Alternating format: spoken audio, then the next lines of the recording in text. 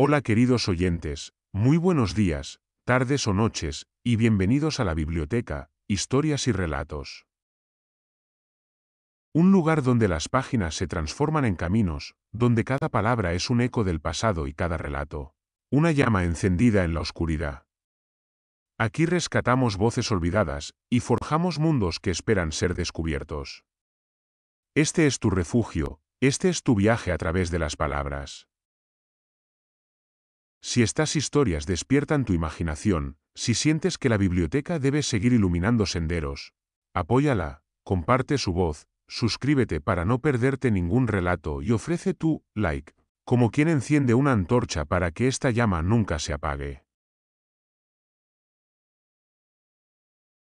Salamina, la batalla que salvó a Occidente. El año 480 a.C. amanecía con un horizonte cargado de presagios sombríos. Desde las llanuras interminables de Asia, el coloso persa, bajo la mirada orgullosa y firme de Jerjes, desplegaba la segunda gran invasión contra Grecia. No se trataba de una expedición menor ni de una incursión rápida como tantas en la historia. Era un ejército que parecía no conocer límites, un océano de hombres, bestias y barcos que avanzaba con el peso de la venganza. 10 años antes, los atenienses habían humillado a Darío en Maratón, y ahora su hijo venía a cobrarse la deuda con un rigor despiadado. El rumor del avance persa se extendía por el Egeo como un viento helado. Allí donde llegaban sus heraldos, solo se hablaba de la magnitud de aquella horda. Cientos de miles de soldados de cada rincón del vasto imperio, acompañados por una flota descomunal, la mayor que jamás habían visto los mares. Las aguas reverdecían con el reflejo de miles de remos batiendo al unísono, y los estandartes bordados con dragones, águilas y soles brillaban bajo el sol ardiente del final del verano. Grecia, en contraste, parecía un mosaico frágil. Sus ciudades-estado, orgullosas y celosas de su independencia, habían pasado siglos enfrentándose entre sí por fronteras, comercio y honor. Apenas encontraban un motivo común que no fuese la supervivencia. Atenas y Esparta, las dos potencias más influyentes, sabían que si no dejaban de lado sus viejas disputas, el destino heleno se sellaría bajo el yugo persa. Esparta, curtida en el arte de la guerra terrestre, tomaba la responsabilidad de sostener la lucha en los pasos y llanuras, mientras Atenas, con su creciente poderío naval, asumía el papel de escudo en el mar. La primera prueba de fuego había llegado en las Termópilas. Allí, los persas se encontraron con la resistencia legendaria de Leónidas y sus 300, acompañados de aliados que ofrecieron sus vidas en un sacrificio que aún resonaba en la memoria de los griegos. Pero la valentía no detuvo la marea. Tras superar aquel paso, el ejército de Jerjes descendió hacia el Ática como un torrente incontenible. Los templos de Atenas fueron abandonados a las llamas, y los hogares de sus ciudadanos quedaron reducidos a cenizas. Las calles vacías resonaban con el eco de un pueblo que había huido hacia las islas, dejando su ciudad natal a merced del invasor. El golpe fue devastador. A simple vista, parecía que el espíritu griego había sido quebrado. En los campamentos aliados se alzaban voces de desaliento, algunos proponiendo rendirse, otros implorando salvar lo poco que aún quedaba. El miedo era tangible, se respiraba en cada conversación nocturna, en cada gesto sombrío de los generales que miraban hacia el mar con incertidumbre. En medio de aquel caos, el mando supremo recaía en Euribíades, el espartano elegido por los aliados para dirigir la flota común. Era un hombre respetado, pero su temple estaba puesto a prueba por la magnitud de la amenaza. A su lado, destacaba la figura de Temístocles, estratega ateniense de mirada aguda y palabra persuasiva, que no veía en la desesperación una rendición, sino una oportunidad. Consciente de que el destino de Grecia se decidiría en el mar, comenzaba a trazar, en silencio, el plan que daría forma al curso de la historia. El mar Egeo se preparaba para ser escenario de un choque que nadie podía prever en su verdadera magnitud. En ese instante, todo parecía pender de un hilo, la gloria de Persia, la libertad de Grecia, el futuro mismo de Occidente. 10 años antes, en las llanuras de Maratón, los persas habían probado la humillación por primera vez frente a aquellos griegos que se atrevían a desafiar al imperio más vasto de la tierra.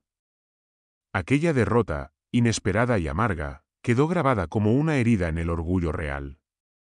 Darío había jurado vengarse, pero la muerte le arrebató la oportunidad. Ahora su hijo, Jerjes, recogía la promesa con una determinación fría. No se conformaría con una simple victoria, sino con la completa sumisión de Grecia, arrasando no solo sus ciudades, sino también su espíritu. El eco de Maratón era aún recordado en los relatos de los ancianos y en los cantos de los jóvenes. Para los griegos era un símbolo de resistencia, para los persas, una vergüenza intolerable que debía ser borrada con fuego y acero. Jerjes no deseaba simplemente conquistar, quería demostrar al mundo que ningún rincón podía escapar de su dominio, y que cualquiera que osara desafiar al trono de Persia se enfrentaría a un destino terrible. Así comenzó la movilización. Desde las llanuras de Babilonia hasta las montañas de Media, desde las fértiles tierras del Nilo hasta las costas fenicias, se alzó el llamado del Rey de Reyes. Oleadas de hombres de todas las lenguas y razas acudieron a la convocatoria. Había lanceros medos, arqueros escitas, caballería bactriana, infantería egipcia, mercenarios jonios y fenicios expertos en la navegación. Cada provincia del imperio aportaba soldados, tributos y barcos, en un despliegue colosal nunca antes visto. El ejército que Jerjes conducía era un monstruo vivo, una marea humana que avanzaba con un estrépito que parecía sacudir la tierra misma. Se hablaba de cientos de miles de hombres marchando bajo estandartes multicolores, con armaduras brillantes y carros tirados por caballos poderosos. La logística era un desafío descomunal, puentes de barcos se tendían sobre los estrechos, graneros enteros eran vaciados para alimentar a la horda, y las ciudades por donde pasaba quedaban exhaustas, incapaces de sostener el peso de aquella marcha interminable. En el mar, la visión era aún más sobrecogedora. Más de 1000 naves, en su mayoría trirremes grandes y robustos, avanzaban en formación cerrada, sus velas recogidas y los remos marcando un ritmo atronador.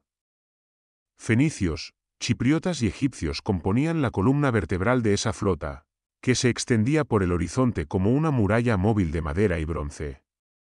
El sol se reflejaba en los cascos y en los cascos metálicos de los marineros, transformando el océano en un espejo de guerra. Jerjes, en su trono dorado, observaba con la seguridad de quien cree que los dioses mismos habían concedido su victoria. Nada, a sus ojos, podía detener semejante poder. Lo que para él era gloria inevitable, para los griegos era un presagio aterrador que se acercaba inexorablemente, como una tormenta imposible de contener. Mientras el rugido del ejército persa sacudía las tierras y mares, Grecia permanecía desgarrada por sus propias disputas. No existía un reino unificado ni una voz común que representara a todos. Cada polis vivía aferrada a su orgullo, a sus costumbres y a sus rencillas históricas. Atenas miraba con desdén a sus vecinas, convencida de ser la portadora de la razón y la cultura. Esparta, encerrada en su férrea disciplina, despreciaba a los demás como débiles e indisciplinados. Tebas, Corinto y tantas otras ciudades fluctuaban entre la conveniencia y el miedo, inclinándose unas veces hacia la resistencia y otras hacia la sumisión. La desconfianza era tan profunda que, incluso ante la amenaza común, muchos se preguntaban si valía la pena arriesgarlo todo por una alianza. Había quienes pensaban que, rindiéndose, podrían conservar sus templos y sus cosechas, aceptando la sombra persa a cambio de tranquilidad. Pero otros, orgullosos hasta el extremo, juraban que era preferible morir libres antes que vivir bajo un amo extranjero. Ese dilema recorría los consejos de ancianos, los ágoras y los campos de entrenamiento, como un veneno que paralizaba la decisión. Atenas, herida en su orgullo y en sus hogares tras el saqueo persa, se erigía como el núcleo de la resistencia naval. Consciente de que su poder no estaba en la tierra firme sino en el mar, concentró todos sus recursos en su flota. Los trirremes que habían sido fruto de su ingenio y de la plata extraída de las minas de Laurión. Era en esas naves ágiles, capaces de embestir y maniobrar con rapidez, donde los atenienses depositaban su esperanza de supervivencia. Sus ciudadanos, hombres libres convertidos en remeros, latían al ritmo de los tambores, sabiendo que cada golpe de remo era un latido más hacia el destino de su polis. Esparta, por su parte, seguía siendo el muro indomable de Grecia en tierra. Sus hoplitas, endurecidos desde la infancia en la Agogé, eran un cuerpo de élite temido incluso por sus propios aliados. Aunque su flota no igualaba a la ateniense, su presencia daba cohesión a la alianza. Para muchos griegos, la sola visión de un espartano con su escudo de bronce y su lanza larga era suficiente para recordar que aún quedaba dignidad en pie. Así, entre rivalidades y recelos, se forjaba una alianza tensa pero necesaria. Atenas y Esparta, dos polos opuestos en filosofía y costumbres, se veían obligadas a caminar juntas. Una asumía el papel de vigía en el mar, la otra el de guardián en la tierra. Ninguna confiaba plenamente en la otra, pero ambas sabían que, sin esa unión frágil, Grecia sería devorada en cuestión de semanas por el gigante que se alzaba desde Oriente. El paso de las Termópilas había sido más que una batalla, fue un sacrificio. Allí, en aquel desfiladero angosto, Leónidas y sus hombres se habían aferrado con uñas y dientes al suelo sagrado de Grecia, frenando durante días a una marea que parecía infinita. Pero cuando la traición reveló a los persas un sendero oculto entre las montañas, la resistencia se convirtió en martirio. Los últimos defensores, rodeados y superados en número, cayeron uno a uno bajo las lanzas enemigas. La noticia de aquella derrota se propagó como un incendio, y con ella el temor de que nada podría detener ya al coloso oriental. Con el camino abierto, la hueste de Jerjes descendió hacia el corazón del Ática como una tormenta que no conoce barreras. Atenas, símbolo de la resistencia, sabía que no podía sostenerse frente a tal avalancha. Los templos y los hogares fueron abandonados a toda prisa. Familias enteras se embarcaron hacia Salamina y otras islas cercanas, cargando apenas con lo imprescindible. Algunas ropas, ídolos domésticos, recuerdos que no querían dejar a merced del saqueo. La ciudad, otrora bulliciosa y orgullosa, quedó vacía, un fantasma de calles desiertas donde solo el viento y el polvo acompañaban las columnas de mármol. Poco después, las llamas persas se alzaron sobre la Acrópolis. El humo ennegreció el cielo, y los techos de madera ardieron hasta desplomarse en ruinas incandescentes. Lo que no fue consumido por el fuego fue arrasado por el saqueo. Las estatuas fueron derribadas, los altares profanados, los muros mancillados con la furia de un ejército que celebraba su dominio. Para los atenienses, que observaban desde las cubiertas de sus barcos el resplandor funesto que iluminaba la noche, la visión era un puñal en el corazón. Su ciudad ardía, y con ella parecía desmoronarse la esperanza. El efecto sobre los aliados fue inmediato. En los campamentos de guerra, el murmullo de la rendición comenzó a ganar fuerza. Algunos generales aconsejaban buscar un acuerdo con Jerjes, preservar lo que aún quedaba de Grecia a costa de inclinar la cabeza ante el invasor. La magnitud de la derrota parecía demasiado grande para ser revertida, y la idea de desafiar al mayor ejército del mundo sonaba a locura. El ánimo griego, golpeado por la pérdida de su polis más brillante, oscilaba al borde de la desesperación. La duda se instalaba en cada consejo de guerra, en cada discusión bajo las estrellas. Había quienes soñaban con una última resistencia, y otros que se preguntaban si no sería mejor aceptar lo inevitable. El futuro de toda una civilización pendía de ese equilibrio frágil entre el coraje y el miedo, entre la rendición y la lucha. En medio de aquel mar de dudas, los griegos comprendieron que necesitaban un rostro visible al mando de la coalición. La elección recayó en un espartano, Euribíades. No era el más brillante de los estrategas, pero representaba la autoridad de la polis que todos respetaban en la guerra terrestre. Su sola condición de lacedemonio infundía cierta disciplina entre las ciudades más recelosas, pues nadie podía acusar a Esparta de cobardía o de traición. Bajo su nombre se agrupó una flota heterogénea, compuesta de barcos que venían de Atenas, Corinto, Egina y otras polis menores, unidas más por la necesidad que por la confianza mutua. Sin embargo, el alma de aquella armada no latía en la figura de Euribíades, sino en la mente aguda de Temístocles. El ateniense, de origen modesto pero de ambición incansable, había sido la voz insistente que, años atrás, convenció a su ciudad de invertir en naves en lugar de murallas. Su visión había sido discutida, incluso ridiculizada por algunos, pero ahora era la única apuesta posible frente a un enemigo que dominaba la tierra. Temístocles no se dejaba arrastrar por la desesperación. Mientras otros hablaban de rendirse o de huir, él veía en el mar estrecho de Salamina un tablero perfecto para equilibrar la balanza. Sabía que en campo abierto los griegos no tenían posibilidad alguna, la flota persa, con su número abrumador, los aplastaría. Pero en las aguas angostas, donde no había espacio para maniobrar, el exceso persa se volvería su debilidad. Era allí, en la estrechez, donde los pequeños y ágiles trirremes atenienses podían convertirse en cuchillas veloces, rompiendo las formaciones enemigas como un enjambre de depredadores. Noche tras noche, Temístocles estudiaba las corrientes, los vientos, la posición de las islas y los posibles movimientos del enemigo. Sus pensamientos eran una mezcla de cálculo frío y audacia arriesgada. Consciente de que la moral griega estaba al borde del colapso, no solo necesitaba una estrategia militar, sino también una obra de persuasión política. Debía convencer a Euribíades, a los corintios, a los eginetas, a todos los que dudaban, de que aquel plan desesperado era, en realidad, la única esperanza.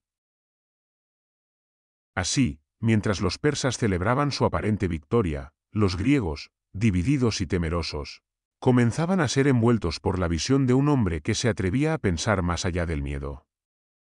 Temístocles no luchaba solo por Atenas, sino por la supervivencia misma de la Hélade, y en el silencio de las noches previas a la batalla, ya estaba trazando la jugada que habría de decidir el destino de generaciones enteras.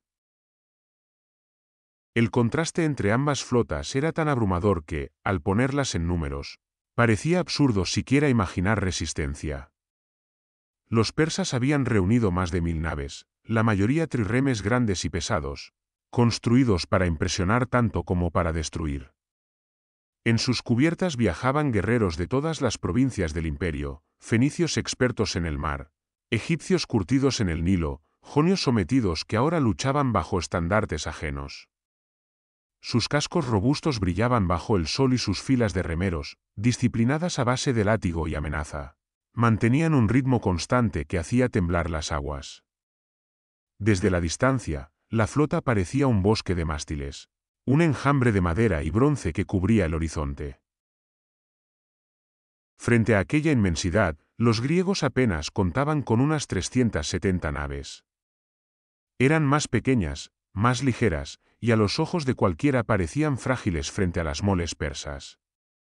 Pero allí residía su virtud, eran rápidas, nerviosas, capaces de virar con una agilidad imposible para los barcos pesados del enemigo. Cada trirreme griego era como una lanza en movimiento, diseñada para embestir, retirarse y volver a atacar con precisión quirúrgica.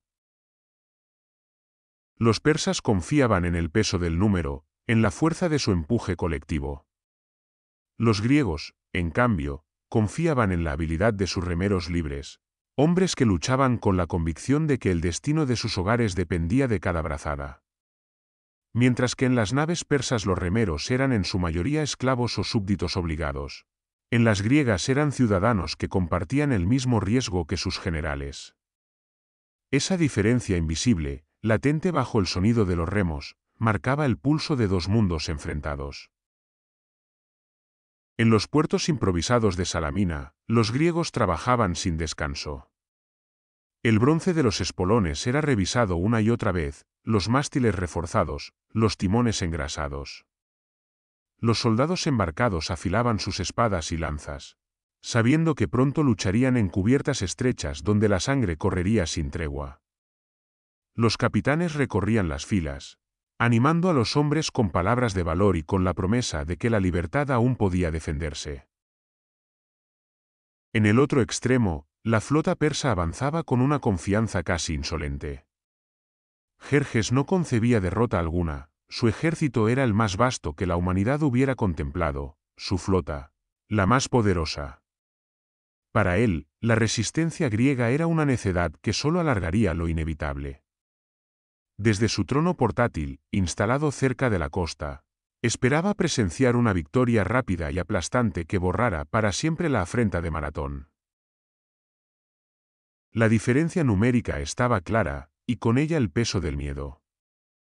Pero Temístocles sabía que la guerra no siempre la gana el más fuerte, sino el que escoge el terreno. Y en las estrechas aguas de Salamina, aquella desigualdad podía transformarse en ventaja. Temístocles observaba el mar con una mirada que parecía atravesar más allá de las olas. Allí donde otros veían el espacio abierto como un escenario inevitable para el choque, él intuía la trampa mortal de enfrentarse a la desmesura persa en campo ancho. Sabía que si los griegos aceptaban la batalla en aguas libres, la flota de Jerjes los rodearía, los aplastaría en cuestión de horas, y la resistencia se extinguiría sin dejar siquiera un recuerdo digno. Por eso insistía, una y otra vez, con una firmeza que rayaba en la obstinación, la batalla debía darse en aguas estrechas. Solo allí, en un canal angosto, la ventaja persa se convertiría en caos. En un espacio reducido, los enormes trirremes enemigos no podrían desplegarse en sus acostumbradas líneas interminables, ni maniobrar con soltura. Chocarían entre sí, se estorbarían como gigantes atrapados en una jaula demasiado pequeña. Y en ese desorden, los griegos, con sus barcos pequeños y veloces, podrían lanzarse como lanzas de bronce contra las costillas expuestas del coloso. El lugar ideal no tardó en definirse, el estrecho de Salamina. Aquellas aguas, que separaban la isla del mismo nombre de la costa del Ática, ofrecían todo lo que Temístocles buscaba. Un corredor estrecho, de entrada limitada, donde el número no significaba superioridad sino desventaja.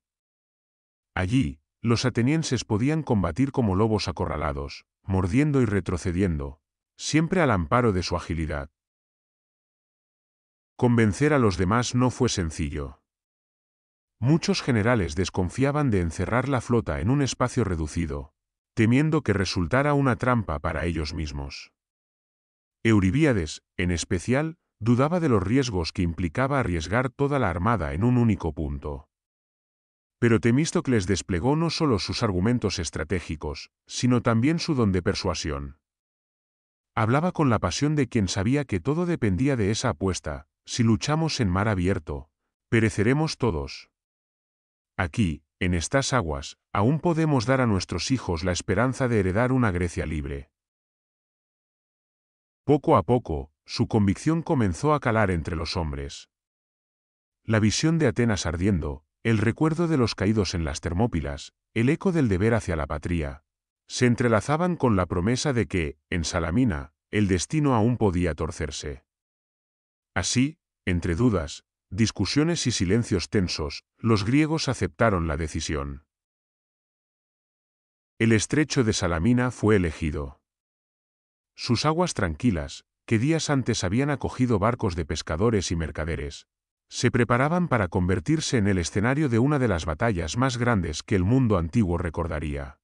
Las aguas de Salamina, tan calmas a primera vista, ocultaban un destino calculado con precisión. La estrechez del canal no era un simple accidente geográfico, era el filo de la daga que Temístocles había escogido para equilibrar el combate. Allí, las grandes naves persas, acostumbradas a desplegarse en amplias formaciones, se verían como toros encajonados en un callejón, incapaces de usar su fuerza. Cada metro de agua se convertía en un límite, cada intento de girar en un riesgo de colisión. Los griegos, en cambio, podían moverse como peces ágiles en un estanque estrecho, embestir y retirarse sin ser alcanzados por la masa enemiga. Pero Temístocles sabía que elegir el campo no era suficiente. Había que obligar al gigante persa a entrar en la trampa.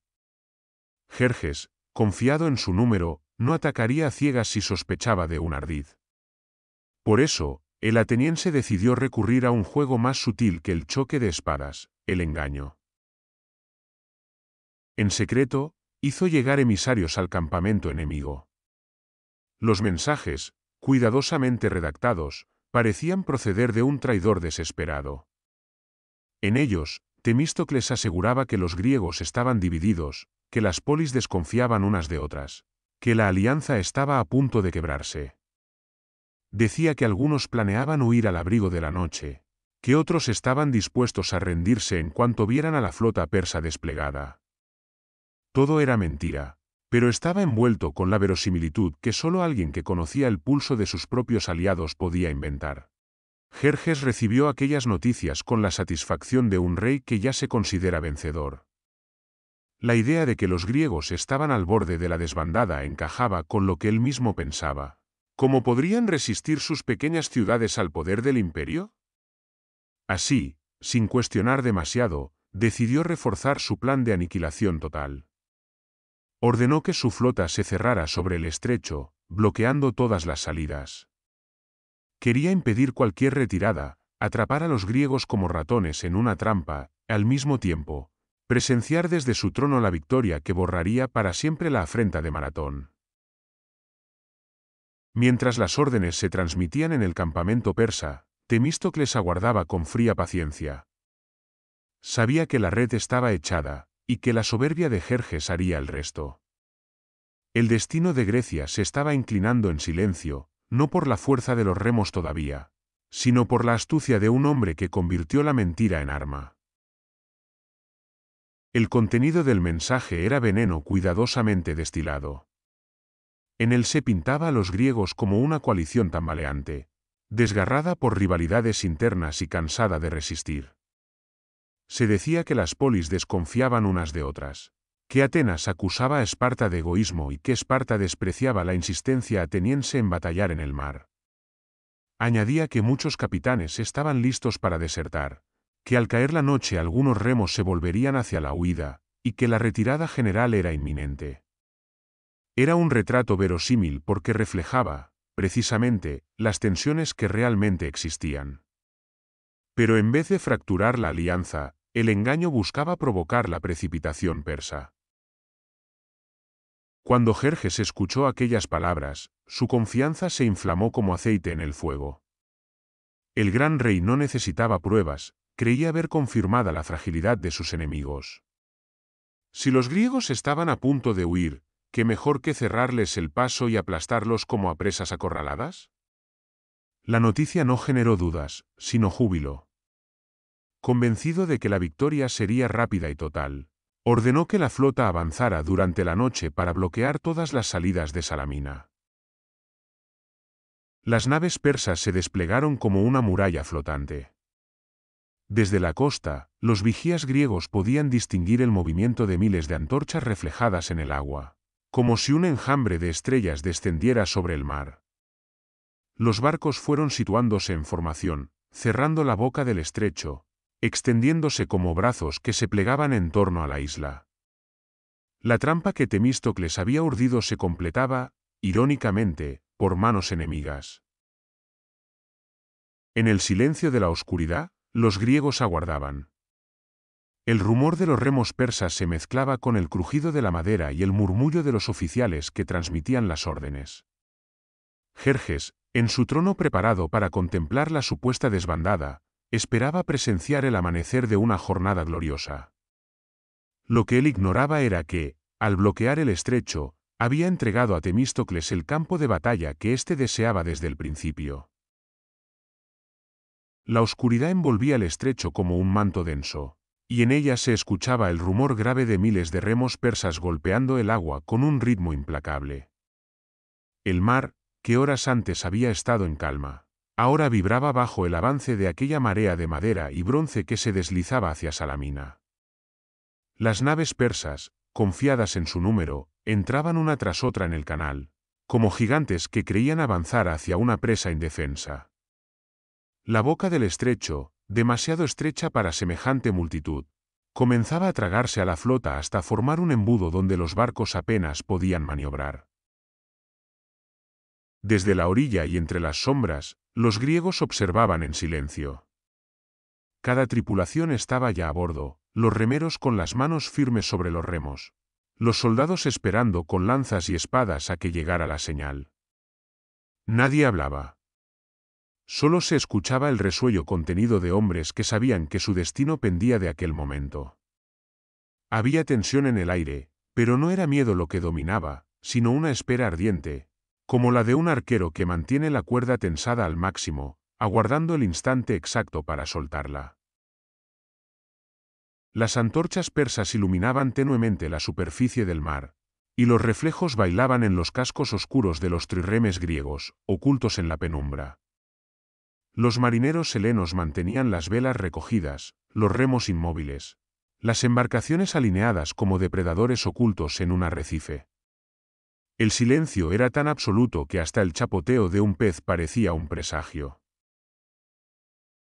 Poco a poco, la flota enemiga se adentraba más y más en el canal, comprimiéndose, cerrando filas en un espacio que no podía contener tanta madera. Los barcos grandes comenzaban a estorbarse unos a otros, sus remos chocaban entre sí, y el orden de la formación se volvía cada vez más caótico. Jerjes, desde su trono erigido en tierra, contemplaba la escena con confianza, convencido de que los griegos caerían en cualquier momento. En las cubiertas griegas, en cambio, los capitanes recorrían las filas en voz baja, susurrando la misma orden: aguantar. No precipitarse. No dar señales. Esperar a que la presa estuviera lo bastante dentro de la jaula. Cuando la primera luz del alba comenzara a teñir el horizonte, cuando el enemigo estuviera atrapado hasta el último navío, entonces los remos golpearían el agua con furia, y el mar estallaría en un rugido de guerra. Los griegos aguardaban, preparados para embestir. El silencio que precede a la tormenta se tensaba como un arco. La batalla de Salamina estaba a un latido de comenzar. El amanecer del 29 de septiembre de 480 a.C. se alzó sobre las aguas de Salamina con una luz temblorosa, dorada y fría, como si el sol mismo presintiera el choque que estaba por teñir el mar de sangre. La bruma matinal cubría la superficie, envolviendo a la flota persa en un velo que hacía parecer aún más inmenso su número. Miles de remos batían el agua al unísono, un retumbar grave y constante que se confundía con el latido del mundo. Los persas avanzaban en formación cerrada, seguros de su poder. Habían recibido órdenes claras: cerrar la trampa, aplastar a los griegos y no dejar resquicio para la huida. Las primeras filas de trirremes, majestuosos y pesados, abrían el paso como un muro de madera y bronce, confiando en que su mera masa bastaría para quebrar la resistencia. Tras ellos, olas interminables de barcos fenicios, egipcios y jonios se apretaban unos contra otros, ansiosos por abalanzarse sobre la presa. La disciplina de los capitanes persas era férrea, pero en la estrechez del canal, aquel orden comenzaba a resquebrajarse. Los marineros miraban hacia adelante con la certeza de la victoria. En sus cubiertas se respiraba la arrogancia de quienes se sabían parte de la flota más poderosa jamás reunida. Algunos reían, otros se jactaban en voz alta de la gloria que obtendrían ese día, convencidos de que los griegos se dispersarían al primer choque. La visión del trono de Jerjes, erguido en la costa, les recordaba que combatían bajo la mirada directa del Rey de Reyes, y nadie dudaba de que el sol caería sobre una victoria persa. Mientras tanto, ocultos en las sombras de la isla y aún envueltos en el silencio, los griegos observaban el avance. Sus barcos, alineados como un puñado de flechas tensas en el arco, esperaban la señal. Los remeros, con los músculos rígidos por la quietud, contenían la respiración. Los hoplitas, apiñados en las cubiertas, sostenían sus lanzas y escudos con un tempel que apenas ocultaba la tensión que los atravesaba. El aire estaba cargado de expectación, un silencio tenso que parecía presagiar el estallido de una tormenta. El estrecho comenzaba a cerrar sus fauces sobre la flota persa. Cada barco enemigo que entraba reducía más el espacio de maniobra de los que le seguían, y los mástiles se apiñaban unos contra otros como un bosque sin orden. El rugido de sus remos se confundía con el estrépito de los cascos chocando entre sí en el espacio angosto. Pero aún confiaban, aún creían que el número lo decidiría todo. La batalla estaba a punto de comenzar, y el amanecer, en lugar de traer calma, parecía ser el preludio de un cataclismo. El estrecho comenzó a mostrar su verdadero rostro cuando la marea persa intentó desplegarse en un espacio que no podía contenerla. Las grandes naves, pesadas y orgullosas, se estorbaban unas a otras, los remeros, forzados a maniobrar sin margen, chocaban sus remos contra los cascos vecinos. Los capitanes gritaban órdenes que se perdían en el estruendo. Lo que debía ser una formación impecable se transformaba en una masa desordenada de mástiles y velas que crujían bajo la presión de sus propios compañeros. Entonces llegó el instante que Temístocles había esperado. Desde la línea griega, la señal se alzó clara, y el silencio de los remeros se rompió de golpe con el rugido de los tambores. Los trirremes helenos se lanzaron al ataque con una coordinación feroz. Sus cascos más ligeros cortaban el agua como lanzas de bronce, avanzando a toda velocidad hacia las naves persas atrapadas en el caos. El primer choque resonó como un trueno. Los espolones de bronce, afilados y reforzados para ese momento, se hundieron en los costados de los barcos enemigos, desgarrando la madera como si fuese carne. El agua entró a raudales por las grietas abiertas, y las naves persas, incapaces de reaccionar, comenzaron a escorarse. En cubierta, los gritos de alarma se mezclaban con el estrépito de los mástiles que se partían y de los hombres que caían al mar. Los griegos no se detenían tras el impacto. Retrocedían con agilidad, giraban sobre sí mismos y volvían a embestir con precisión quirúrgica. Un trirreme ateniense, impulsado por la fuerza de sus remeros ciudadanos, atravesó de lado a lado el casco de una nave fenicia, mientras otro espartano embestía a un egipcio, partiendo su espina dorsal de madera. La escena era un ballet de destrucción, donde los barcos más pequeños se deslizaban como depredadores entre gigantes torpes. Cada embate levantaba un rugido entre los aliados, y cada crujido de casco roto elevaba la moral helena. El mar, hasta entonces espejo del amanecer, comenzó a teñirse de astillas flotantes y cuerpos que luchaban por no hundirse. El estrecho, que Jerjes había creído una ventaja para acercar a sus enemigos, se había convertido en la celda mortal de su propia flota. El choque se convirtió pronto en un estruendo ensordecedor. Cada embestida levantaba un rugido metálico, seguido del crujido agudo de maderas que se partían como huesos. Los trirremes persas, desgarrados por los espolones griegos, se abrían en grietas que vomitaban agua y hombres a la vez. Sobre aquel estrépito se alzaban los gritos de los marineros, órdenes desesperadas que se perdían en la confusión, alaridos de heridos atravesados por lanzas o aplastados entre los cascos. El mar, que al amanecer brillaba con reflejos dorados, se oscurecía ahora bajo una mezcla de sangre y restos flotantes. Tablas arrancadas de los costados, mástiles quebrados, remos partidos y cuerpos sin vida se mecían en las olas. Los supervivientes braceaban con desesperación, buscando aferrarse a cualquier madera que pudiera sostenerlos. Pero la mayoría de los persas, cargados con armaduras pesadas y sin la destreza de los griegos en el agua, se hundían rápidamente bajo el peso de su propio equipo. Los gritos ahogados, las burbujas y las manos que se alzaban un instante antes de desaparecer se multiplicaban en cada rincón del estrecho. Los remeros griegos, al pasar junto a los náufragos enemigos, no se detenían. La orden era clara: avanzar, embestir y retirarse, sin dar respiro. Cada nueva arremetida levantaba columnas de espuma que arrastraban consigo sangre y astillas. El mar mismo parecía convertirse en un campo de batalla vivo, devorando a los caídos y devolviendo sobre sus olas el eco del desastre. En cubierta, los hoplitas persas intentaban resistir. Algunos luchaban cuerpo a cuerpo cuando los barcos se rozaban, lanzando flechas y jabalinas sobre los griegos. Pero el caos impedía una defensa organizada. La falta de espacio hacía que sus propios disparos alcanzaran a veces a aliados cercanos. Y los choques constantes desarmaban cualquier formación. En contraste, los griegos, bien entrenados en la disciplina del choque breve y brutal, mantenían la calma. Sus espolones y su agilidad se convertían en martillos que golpeaban una y otra vez sobre un enemigo incapaz de sostenerse. El estrecho se transformaba en un matadero. El rugido del combate se mezclaba con el estrépito de maderas, el grito de los hombres y el susurro eterno del mar que, indiferente, cubría con su manto oscuro la gloria y el terror de aquel día.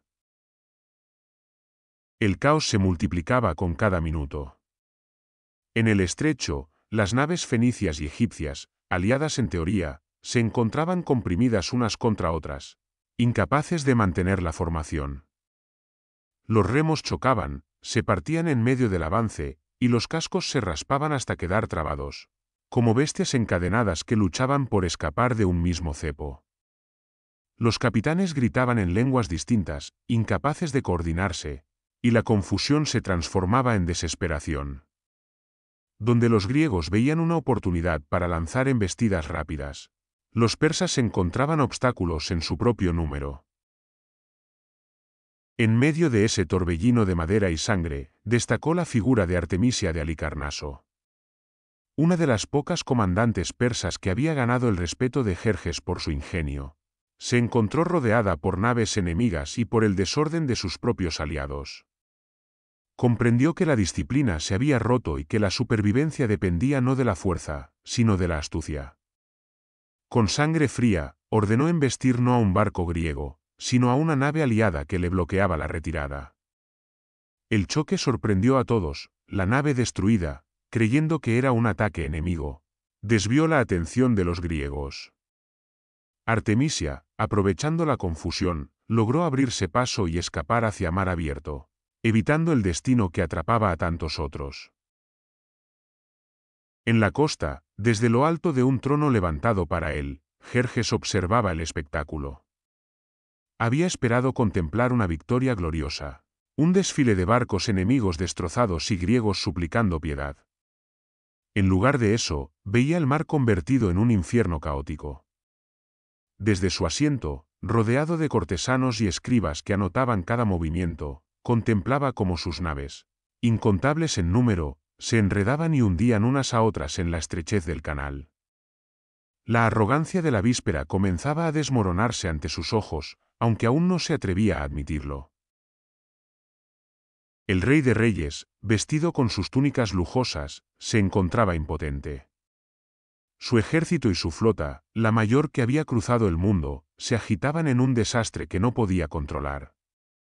El humo, los gritos y la espuma teñida de rojo subían hasta él como un eco de derrota que todavía no quería aceptar. Lo que Jerjes había imaginado como un espectáculo de gloria se transformó en una pesadilla desbordada. El estrecho, que debía ser la tumba de los griegos, se convirtió en la trampa mortal de su propia flota.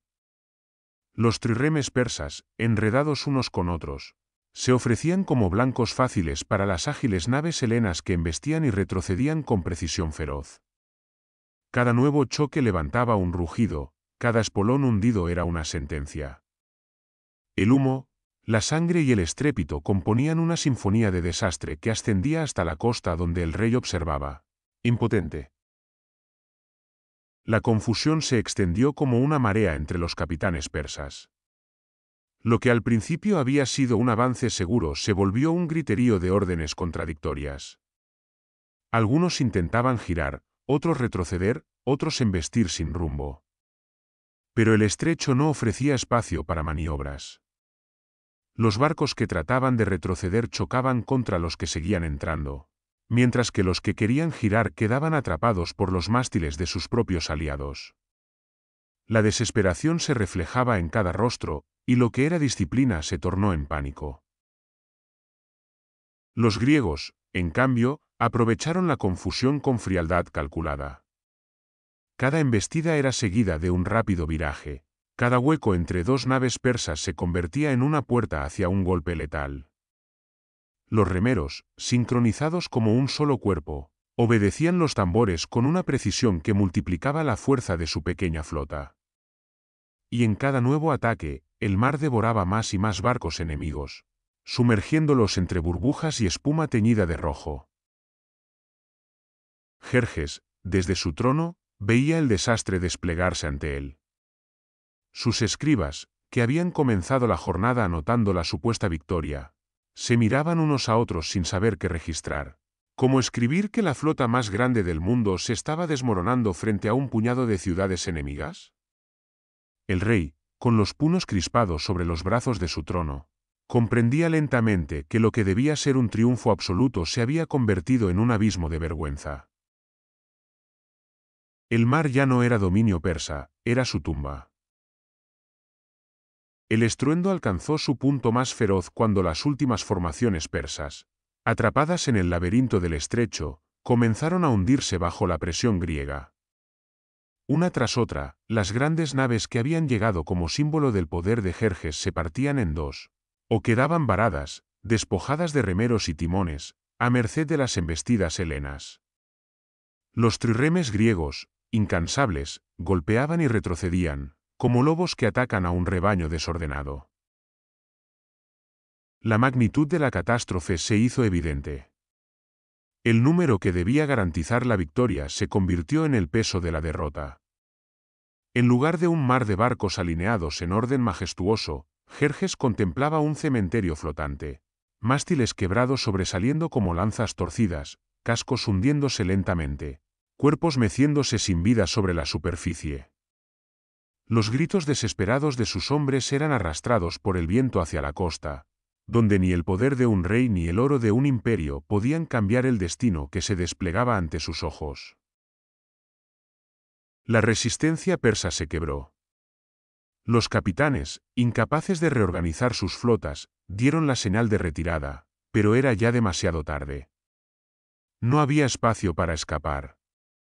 Los barcos que intentaban retroceder chocaban contra los que aún empujaban desde atrás, y los que buscaban huir hacia mar abierto quedaban bloqueados por la densidad del embudo. El estrecho, saturado de madera y sangre, cerraba cualquier salida. La flota que había sido orgullo del imperio se hundía en su propia arrogancia. Al caer la tarde, el mar se tiñó con el resplandor rojo del ocaso, mezclado con la sangre que aún flotaba en las olas. Para los griegos, aquel sol poniente no era solo el fin de un día, era el amanecer de una esperanza. Contra toda lógica, contra todo cálculo, habían sobrevivido. Habían vencido. Los hombres que horas antes aguardaban en silencio, resignados quizá a morir, alzaban ahora sus voces en un clamor de victoria que retumbaba en las aguas. Jerjes, derrotado, contemplaba cómo el mayor poder naval jamás reunido había sido destrozado por una flota 3 veces menor. Lo que debía ser una lección para Grecia se convirtió en la prueba de que la astucia y la unidad podían doblegar, incluso al coloso más grande. Cuando la noche cubrió finalmente el estrecho de Salamina, Grecia había conquistado algo más que una victoria inesperada. Había conquistado la certeza de que aún podía sobrevivir. Cuando el sol desapareció y la oscuridad cubrió el estrecho, la magnitud del desastre quedó clara incluso para el más orgulloso de los persas. Lo que horas antes era la mayor flota que el mundo había visto, yacía ahora diezmada, dispersa en pedazos que flotaban como un cementerio sobre el mar. Los mástiles, quebrados y apuntando al cielo como lanzas rotas, eran el único rastro de barcos que habían desaparecido bajo las olas.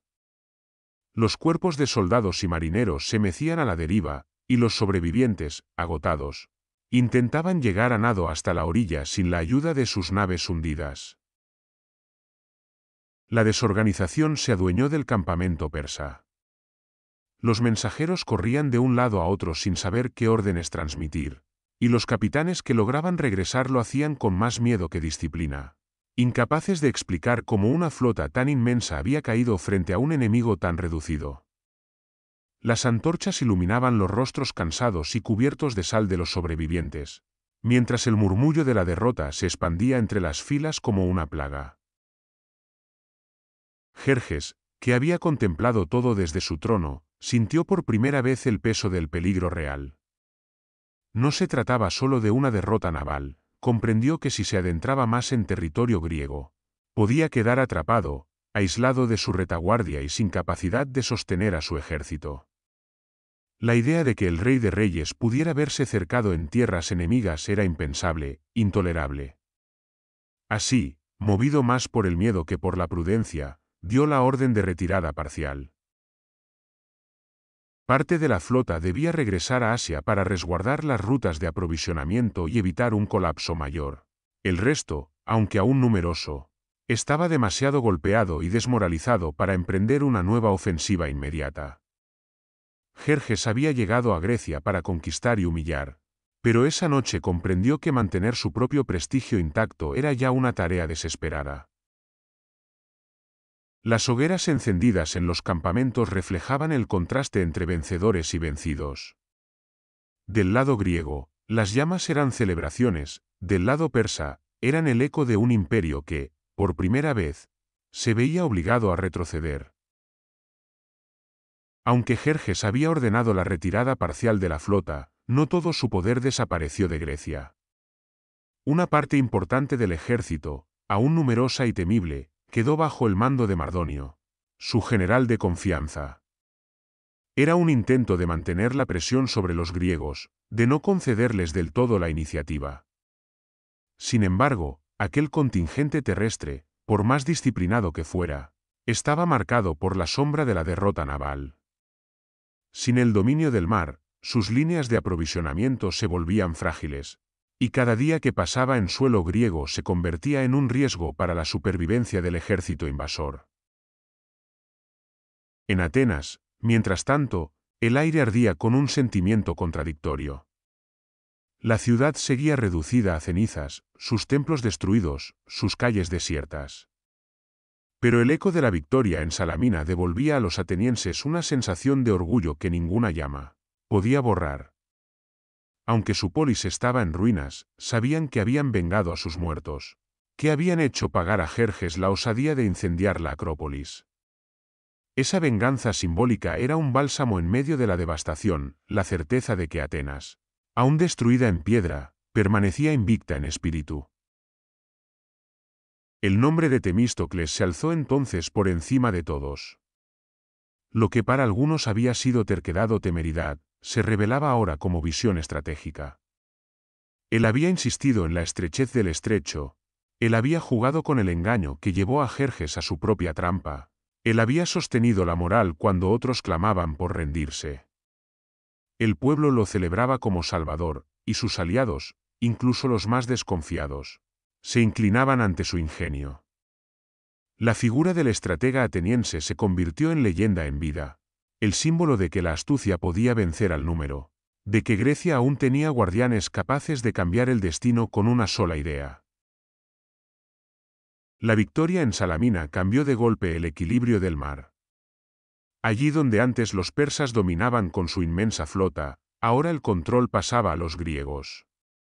El Egeo, que parecía condenado a ser un lago persa, quedaba asegurado por las naves helenas, libres de moverse y de cortar cualquier intento enemigo de abastecer a sus ejércitos. La supremacía naval que Jerjes había dado por sentada se desmoronaba en pedazos, hundida junto con sus barcos.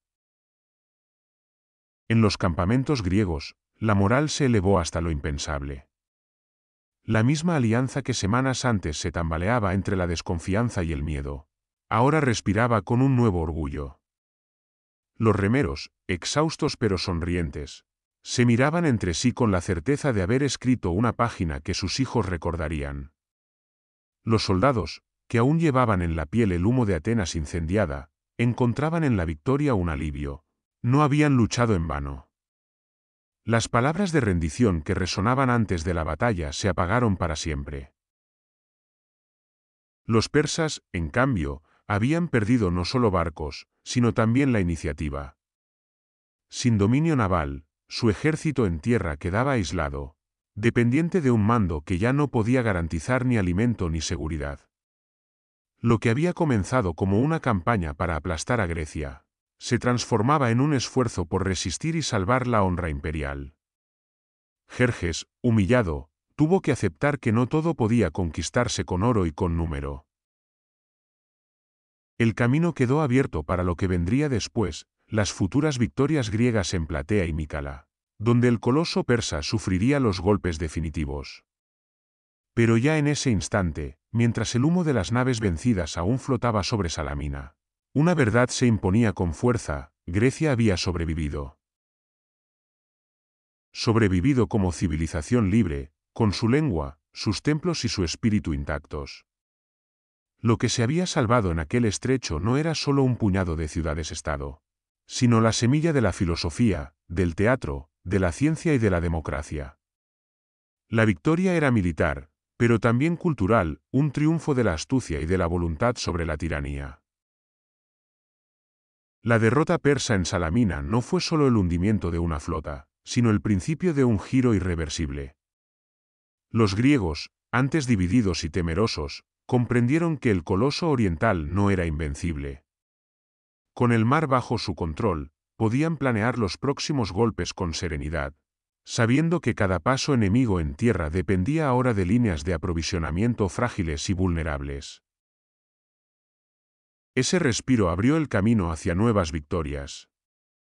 En Platea, los hoplitas espartanos y sus aliados demostrarían en tierra lo que en Salamina se había probado en el mar, que el valor y la disciplina podían quebrar incluso al ejército más numeroso del mundo.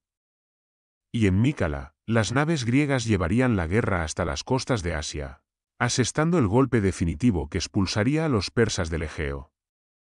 El invasor, que había llegado con la arrogancia de quien se cree dueño del mundo, terminaría retrocediendo hasta sus fronteras, incapaz de someter a un pueblo que prefería morir libre antes que vivir sometido. Atenas, aunque en ruinas, volvía a erguirse en espíritu. Esparta, con su férrea voluntad, mantenía el orden en la tierra. Y las demás polis, antes titubeantes, se unían ahora bajo el recuerdo ardiente de Salamina. Grecia, con todas sus contradicciones, había sobrevivido a la mayor amenaza de su tiempo. No era solo la victoria de unas ciudades contra un imperio. Era la preservación de una forma de vida, la libertad de decidir, de pensar, de crear. La llama de una civilización que aún tenía que dar al mundo su teatro, su filosofía, su ciencia y su democracia. Lo que había nacido entre murallas, en plazas públicas y en templos de mármol, quedó protegido por los remos de hombres libres que, aquella jornada, resistieron contra todo pronóstico. Grecia sobrevivía. Y con ella, sobrevivía también la posibilidad de un mundo distinto al de la tiranía. La jornada de Salamina se grabó en la memoria de los pueblos como un giro irreversible, un antes y un después en las guerras médicas. Hasta entonces, el imperio persa parecía imparable, una maquinaria inmensa que avanzaba como un torrente, arrasando ciudades, sometiendo pueblos, imponiendo su voluntad desde el Nilo hasta el Indo. Pero en aquel estrecho, frente a una coalición frágil de ciudades divididas, el coloso encontró el límite de su poder. El mito de la invulnerabilidad persa se quebró con el crujido de sus naves hundiéndose bajo los espolones griegos. Salamina no fue solo una victoria naval, fue el punto de inflexión que cambió el rumbo de la guerra. A partir de ese día, Persia dejó de dictar el curso de los acontecimientos. Grecia, que había estado a un paso de la rendición, tomó la iniciativa. Cada batalla posterior, Platea en tierra, Mícala en el mar, se edificó sobre el cimiento que aquella victoria había creado. Si los persas hubieran triunfado, la historia de Occidente habría seguido otro sendero. El dominio de Jerjes habría aplastado las polis, y con ellas la frágil semilla de la democracia ateniense, aún joven pero llena de promesas. La filosofía, el teatro, las ciencias que más tarde transformarían al mundo, tal vez nunca habrían visto la luz. La voz del individuo libre habría quedado sofocada bajo el peso del imperio más vasto de su tiempo. Pero los griegos resistieron. Y con esa resistencia no solo salvaron sus tierras, sino también la posibilidad de un futuro en el que la palabra y el pensamiento tendrían tanto valor como la lanza y el escudo. La victoria de Salamina preservó un espacio para que Atenas pudiera levantarse de sus cenizas, florecer en arte y razón, y proyectar su influencia más allá de sus costas. Así, el eco de los remos golpeando el agua aquel amanecer, el estrépito de los cascos quebrados y el rugido de los hombres libres que se negaron a rendirse, trascendieron su propio tiempo. Salamina quedó como símbolo eterno de la astucia y la unidad frente a la tiranía, como recordatorio de que incluso el poder más vasto puede ser detenido cuando un pueblo defiende su libertad con la convicción de que en ello le va la vida. Si Persia hubiera ganado en Salamina, la historia de Occidente habría tomado un rumbo completamente diferente. No se trataría solo de una derrota militar, sino de la caída de un modo de vida que apenas comenzaba a gestarse. Atenas habría quedado borrada no como ruinas ardientes que renacen, sino como un recuerdo extinguido bajo el peso de la obediencia al gran rey. Esparta, pese a su dureza, habría terminado sometida, incapaz de sostenerse sin el apoyo de un mar libre. Las demás polis, una a una, se habrían visto obligadas a inclinar la cabeza, aceptando sátrapas en lugar de asambleas, tributos en lugar de votos. La democracia ateniense, joven e imperfecta, no habría tenido la oportunidad de crecer. Los experimentos de gobierno popular, las discusiones en el ágora, la voz de los ciudadanos en los tribunales, todo eso habría quedado sofocado antes de alcanzar su madurez. En lugar de Sócrates paseando entre preguntas y discípulos, o de Pericles levantando el Partenón como símbolo de grandeza colectiva, se habrían erigido palacios de administradores persas, donde el lujo imponía silencio en lugar de debate. El teatro, que en Atenas floreció como un espejo del alma humana, quizás nunca habría nacido. Las tragedias de Esquilo o Sófocles, que enseñaron a generaciones a enfrentarse con la verdad del destino y la fragilidad del hombre, se habrían perdido antes de ser escritas. La filosofía, esa búsqueda insaciable por comprender el cosmos y la vida, habría quedado reemplazada por dogmas impuestos desde el trono. La ciencia, que brotó de la curiosidad libre de los jonios y los matemáticos áticos, se habría marchitado bajo la sombra del conformismo imperial. Occidente, sin esa chispa griega, habría crecido distinto, quizá más uniforme, pero también más mudo. La semilla de la libertad individual, del pensamiento crítico, del arte como expresión colectiva, se habría extinguido bajo el peso de un poder que no dejaba espacio a la disidencia. La victoria persa habría significado un mundo sin Atenas como faro, sin la herencia que más tarde Roma adoptó y que, siglos después, inspiró a nuevas civilizaciones. En cambio, lo que sobrevivió gracias a Salamina fue esa llama, tenue al principio, pero destinada a iluminar generaciones enteras. De entre las cenizas de Atenas surgió un renacimiento inesperado. Lo que Jerjes creyó destruir con fuego y acero se transformó, con el tiempo, en el fundamento de una grandeza aún mayor. Tras la guerra, la ciudad, humillada y arrasada, se alzó con la fuerza de quienes habían visto la muerte de cerca y habían decidido no sucumbir. La democracia, que había estado a punto de extinguirse en el fragor de la invasión, se preservó gracias a la victoria naval, y encontró el terreno fértil para florecer como nunca antes. Los ciudadanos, que habían tomado los remos para salvar a su patria, regresaron al ágora con un sentido renovado de participación. Habían luchado no como esclavos de un rey, sino como hombres libres que remaban hombro con hombro por la supervivencia de su polis. Esa experiencia común, esa conciencia de que el destino dependía de todos y no de uno solo, se tradujo en una democracia más fuerte, más inclusiva, más convencida de su propio valor. En los años siguientes, Atenas se convirtió en un faro. La reconstrucción no fue solo material, fue espiritual y política. Bajo líderes como Temístocles I y Pericles después, la ciudad transformó el dolor en ambición creadora. Se levantaron templos que aún hoy resisten al tiempo. Se celebraron asambleas que discutían desde la guerra hasta la justicia, y se establecieron leyes que, aunque imperfectas, marcaron un precedente para toda la historia de Occidente. Sin Salamina, todo aquello habría sido imposible. Pero con Salamina, la democracia ateniense encontró su ocasión de crecer, de desplegar su voz en medio del mundo y de dejar una huella que todavía resuena. De aquella victoria naval no solo dependió la libertad de unas polis, sino la continuidad de un mundo de ideas que apenas germinaba. La filosofía, que había nacido en las colonias jonias y encontraba en Atenas un suelo fértil, pudo seguir preguntando, dudando, buscando el sentido de la existencia y del cosmos. Sócrates pudo interpelar a los jóvenes en las plazas, Platón pudo levantar su academia, Aristóteles pudo ordenar el saber en lógica y ciencia. Sin la salvación de Grecia, esas voces quizá nunca habrían tenido espacio para alzarse. El teatro, espejo de la condición humana, también sobrevivió gracias a aquella jornada. En los tablados al aire libre de Atenas, Esquilo transformó el recuerdo mismo de las guerras médicas en tragedias inmortales. Sófocles y Eurípides exploraron la grandeza y la miseria del hombre, sus pasiones y dilemas, mientras las multitudes acudían no solo a entretenerse, sino a aprender y a pensarse a sí mismas. Cada representación era un acto político y espiritual que solo podía existir en una sociedad libre.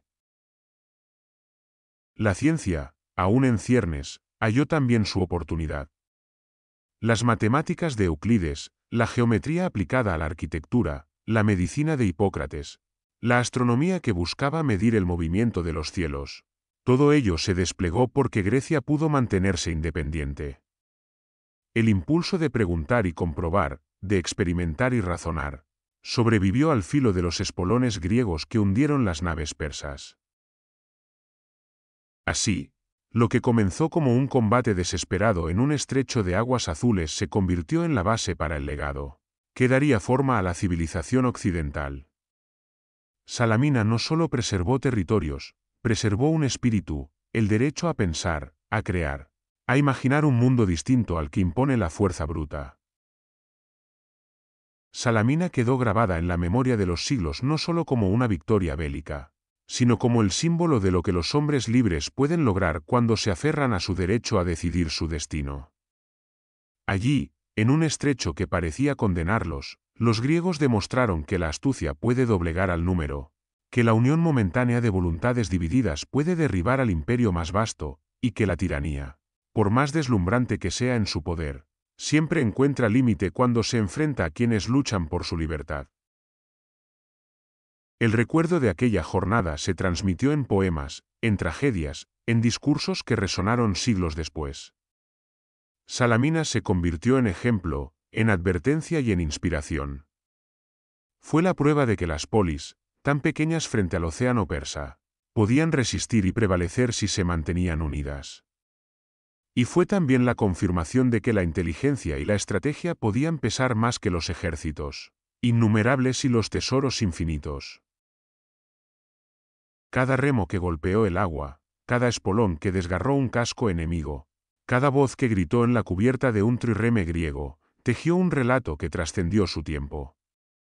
Desde entonces, Salamina no es solo el nombre de un lugar, sino la memoria de una victoria imposible que aseguró el porvenir de una civilización entera. Una civilización que, gracias a ese día, pudo seguir escribiendo filosofía, levantando teatros, buscando las leyes de la naturaleza y proclamando que el hombre no nació para arrodillarse ante la tiranía, sino para vivir en libertad. Y así llegamos al final de este relato. Gracias por acompañarme en este viaje a través de las palabras. Espero que hayas disfrutado la historia tanto como yo al compartirla contigo. Recuerda que en la biblioteca siempre habrá un nuevo mundo que descubrir, una voz que escuchar, un eco que revivir. Hasta la próxima, y que tengas muy buenos días, tardes o noches.